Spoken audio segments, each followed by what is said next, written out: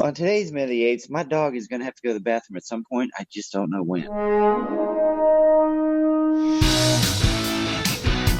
your stinking paws off me, you damn dirty ape! Exercise would an ape make a human dog that talks. There's a divine bound. We are determined to know what the apes want. War or peace? The only good human is a dead human! And if it is man's destiny one day to be dominated, then, oh, please, God, let him be dominated by such as you.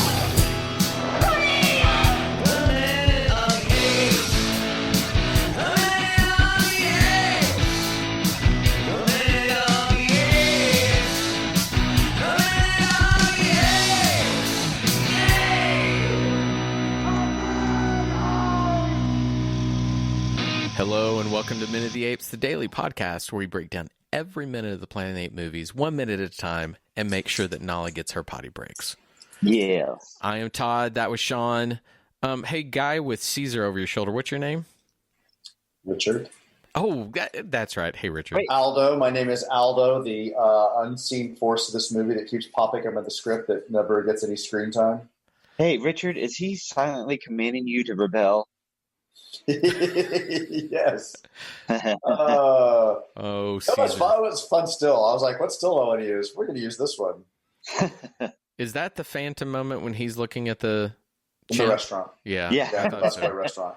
Where he's suddenly magically inside. Here's the crazy thing about that. That is lit to the point that it is purposely staged. If you shoot all of this stuff with daylight to an extent, you're not having to do any of that. They're wasting budget and time on that shot. Anyway, let's Sean, tell us what's going on with minute 45 before I get too disgusted with how they shot this movie. All right. We're going to start at minute 45 with the governor saying there's been a marked increase in property damage and ends with Governor Breck saying the Achilles list, Mr. McDonald, referring to her Achilles heel. Wow, you did that really well, Sean. Well, the second time, sure.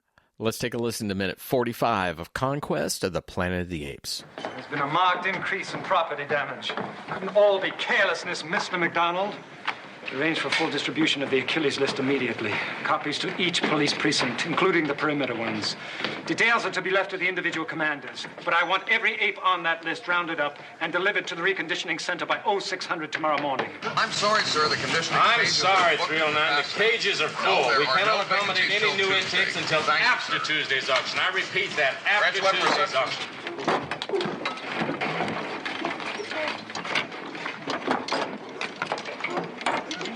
Select one repaired Colt 45. Add 100 rounds ammunition.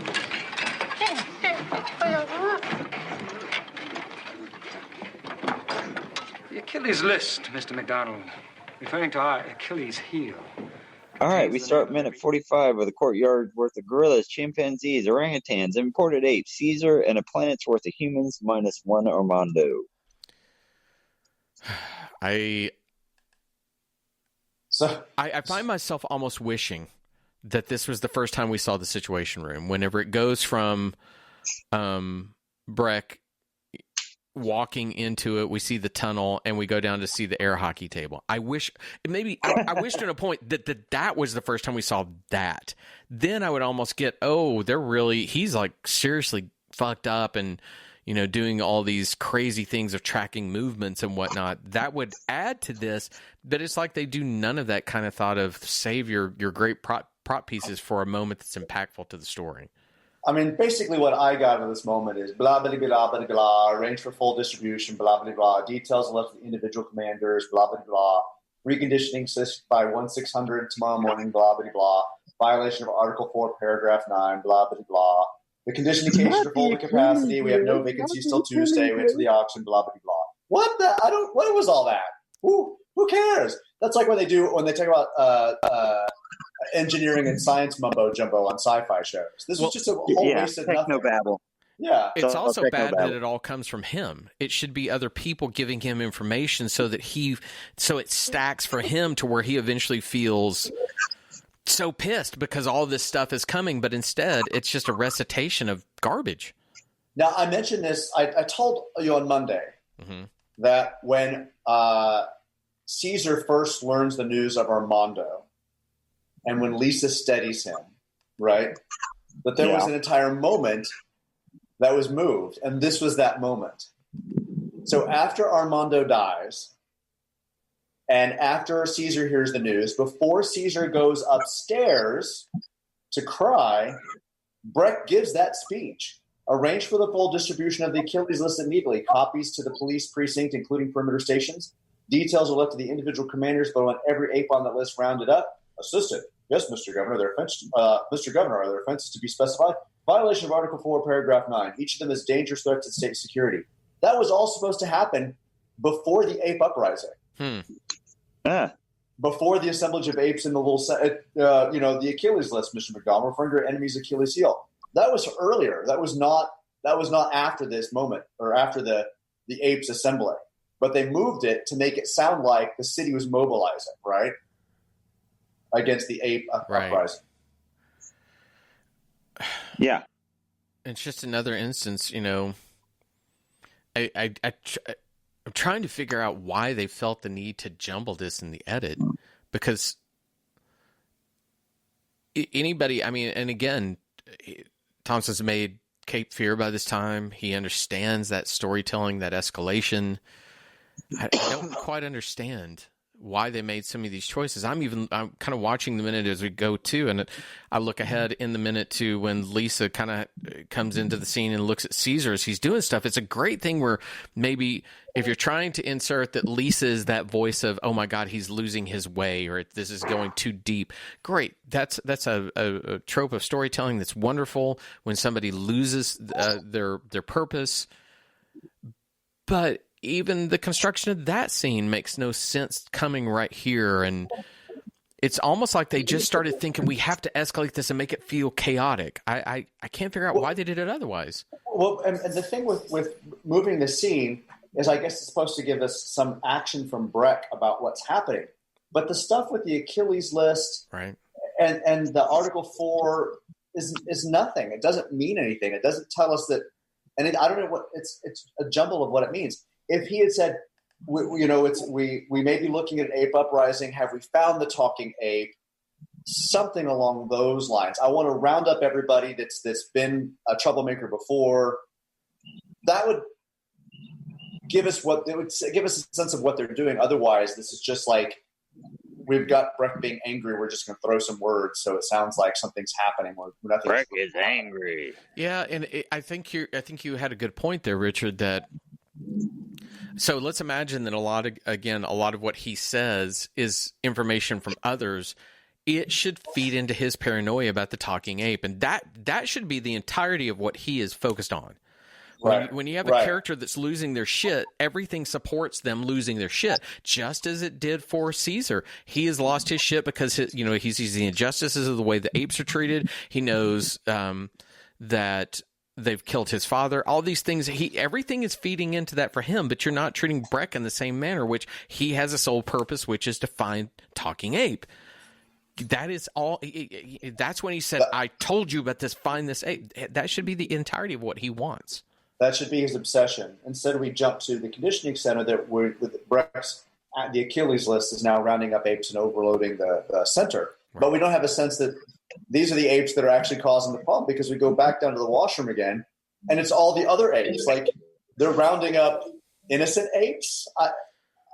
That's another story in and of itself. But we don't know what's happening. We're just suddenly jumped back into the washroom, and apparently these were none of the apes that were previous offenders. And to be fair, in the moment in the washroom, I do think that it's staged well from the standpoint that Caesar stands out nicely amongst the red gorillas around him. You're forced. I mean, the entire staging says, look right here. You do not doubt that he is the center of their world and the attention.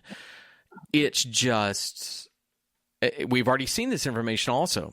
I mean, now also, by the way, if you're a gun owner and you're a human, you're going to die. I'm just going to tell you right now, because Caesar is completely now adding ammunition onto the idea. Right.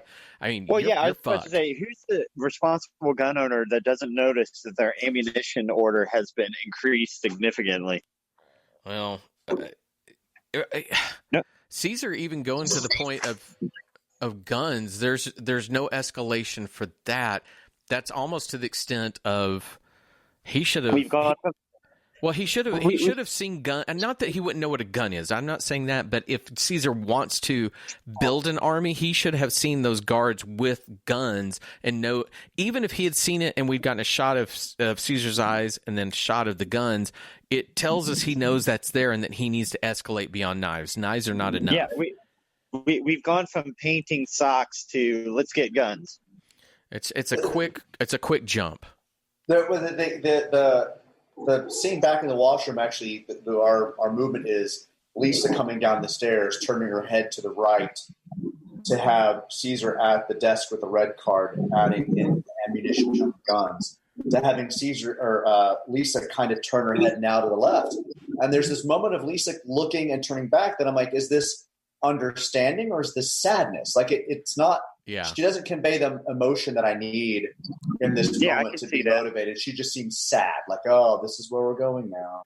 So I agree with you that when she comes down, she is not, or the director's not, I don't know who it is that's not helping me find the emotions of what's supposed to happen and what she's supposed to feel. Why is she witnessing this in that way? Where does it go with her? Like I don't understand why she's there for that moment. Yeah, and again, if that whole sequence is built to where it's a montage of, escalation of bring me kerosene, bring me knives, bring me guns, then she maybe, and if she's seen that escalation, part of that, yeah. But what if she's the one who brought the red card down with the gun on it? That's a good idea. I mean, that would have been a little more powerful when we've taken somebody who was a love interest who is kind of a chimp who has been not super defined at this point. We've seen verbally abused by her owner and put back in the command center. Right. And she brings a red card with a gun. We know that and Caesar sees this. It's a huge jump for both of these characters that would just seem more powerful. Yeah. It's one of those missed opportunities, again, just like what we talked about where you build the sequence of defiance. Now you're building the sequence of building rebellion. Sean, you got to mute. Okay, hang on. It's one of those where you've missed the sequence of rebellion by acts of defiance. We built those scenes before if they had escalated, so it built up there. Now, if we had gone into the basement and all this washroom, and if we had seen the escalation of these type of things, not only does it build a sequence for us, but as it is, most of these scenes are in the washroom are just repetitions of the same thing again and again. Right. They could have kept the moment. They could have kept the moment, one moment where the apes descend, bringing the knives. We see this kind of flood of all that moment. Right. Then we go back to the outside with escalation with Breck.